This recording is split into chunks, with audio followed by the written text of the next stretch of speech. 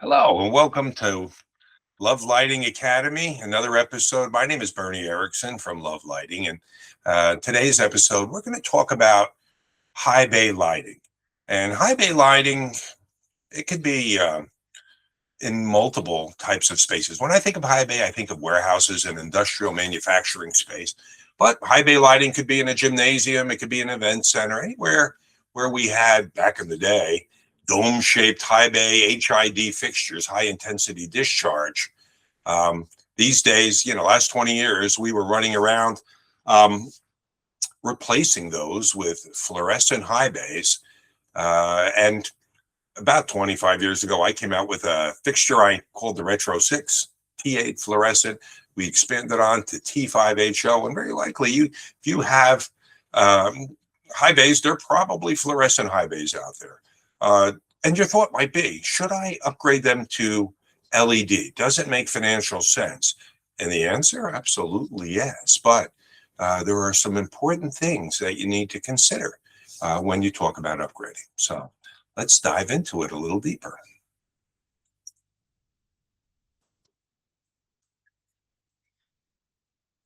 And you notice we're titled Midstream Rebates and High Bay Upgrades. And I'm going to talk about midstream, but it's a great way to really economically get your high bays done and replace your fluorescents. But you want to be careful about the high wattage rebate trap, and we're going to talk about that. So let's start with understanding midstream rebates. How do these rebates really work?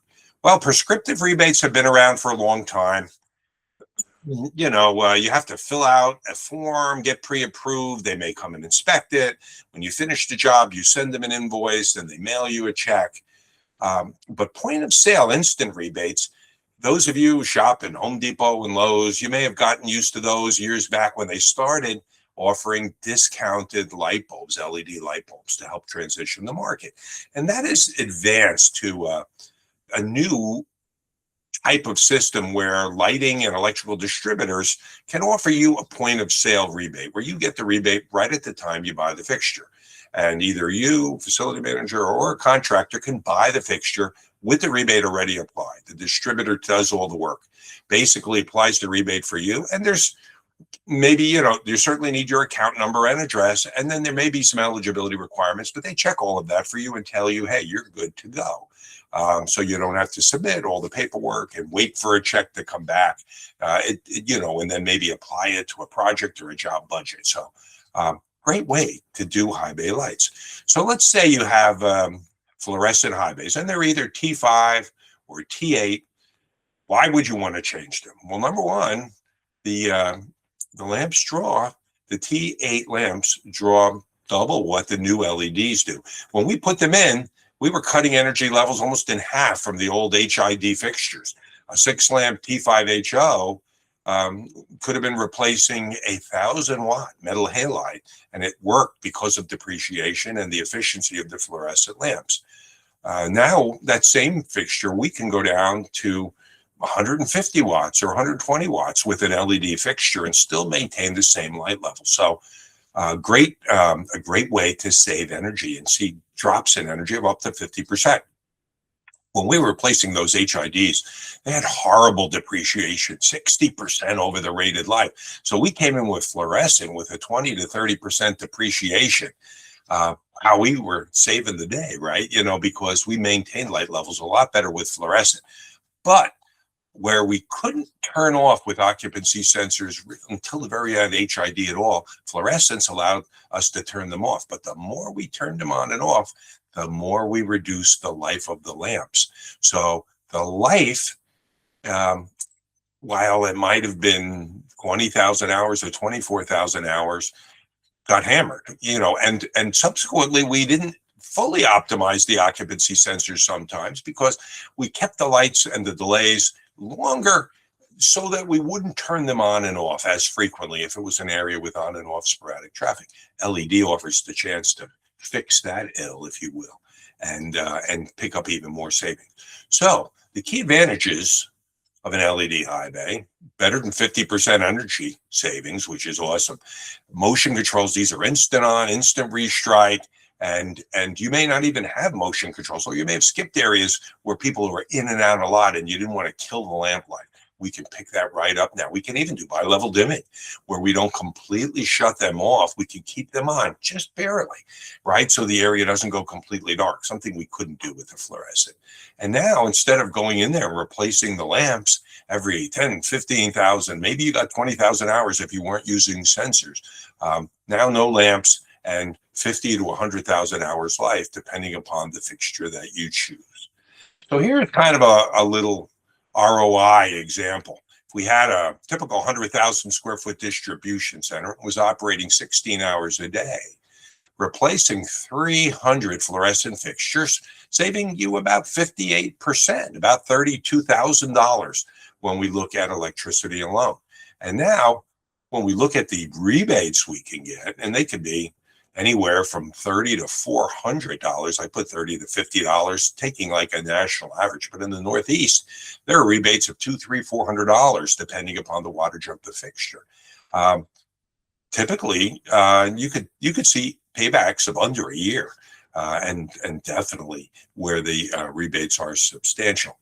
But there's something you have to watch out for, especially if you have a contractor coming in and saying to you, oh, I can offer you this better deal than the next guy because I'm getting a better rebate.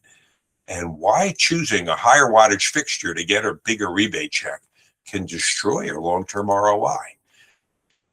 So when you look at some programs, and again, I'm in the Northeast, we have a program where a higher wattage fixture really meant to replace what was originally a 1,000-watt metal halide, gets a very generous rebate, but that rebate, because it's producing more savings theoretically, but as you go down in wattage, the rebate is reduced, and then sometimes it makes the fixture even cheaper than the lower wattage fixture. So some people will try to game the system, if you will, and they'll come in and offer that higher wattage fixture to you.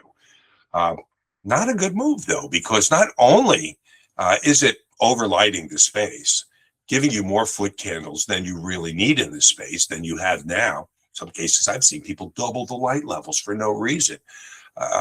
But, in addition to that, you're wasting a lot of money and energy savings, far exceeding the additional rebate that you would get. So here's a little example. Right sizing the fixture. I use the lower numbers as an average one, so we're not even using the really big numbers that you might see in some utilities where there's a little bit more of a spread in the rebate. You had an $85 high bay fixture, $30 midstream rebate.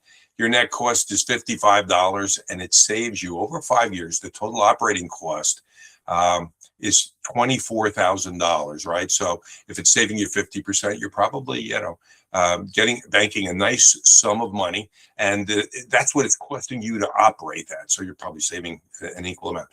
But if I went to a 150-watt fixture or even a 220-watt fixture, I might say, okay, it's only $10 more. You're getting in some cases with the bigger rebates, it may even cost less, right? It might be $45. But look at how much more the operating cost is, $48,000 versus $24,000. So you're really affecting your payback, if you will, and wasting energy. So if we look at a right-sized high bay, $29,590 being the net total operating cost over the 5 years, $39,350 for the 150, and $54,000 for the 220 watt.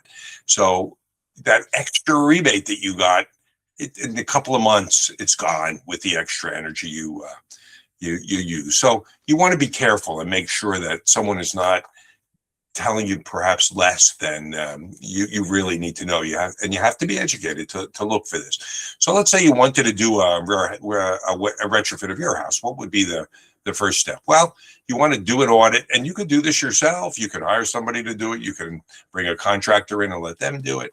But you want to count up the fixtures and what is the wattage of the existing fixtures as a minimum. If you have a light meter, you want to take readings. You might even be able to squeeze some more savings. But as a minimum, you want to look at what the wattage is of that existing fixture. And that would help the distributor be able to know the design intent. And now the distributor can tell you, what do you need in the fixture? What's the lumen wattage combo that's going to work for you? You can buy those fixtures with an instant rebate. Once you give your information and your account number and your address, fixture will ship, the distributor will ship them to you. And then if you have your own installation staff, they can install them, or you can hire a contractor. You may have high bay fixtures, and this was not uncommon on the better jobs, that are, the fixtures are mounted and they have a cord and plug, so that you don't even need an electrician to disconnect them. You can unplug them, bring them down to the floor, move the plug to the new item when there's no power, and then go back and plug them in again. Or if they're hardwired, you may have staff that can do that, or you may have to bring in a contractor, an electrician, to do that work for you. And in either event, it's probably one of the easiest retrofits because of the fact that there's typically over a larger space, fewer fixtures. So I hope you learned something today. These are just some, for the pictures that we put in there, some references on those. And we thank you for visiting Love Lighting Academy, and hopefully learn something. Always feel free to send us a message if you have a question or some difficulty figuring something out. Thanks, and have a good day.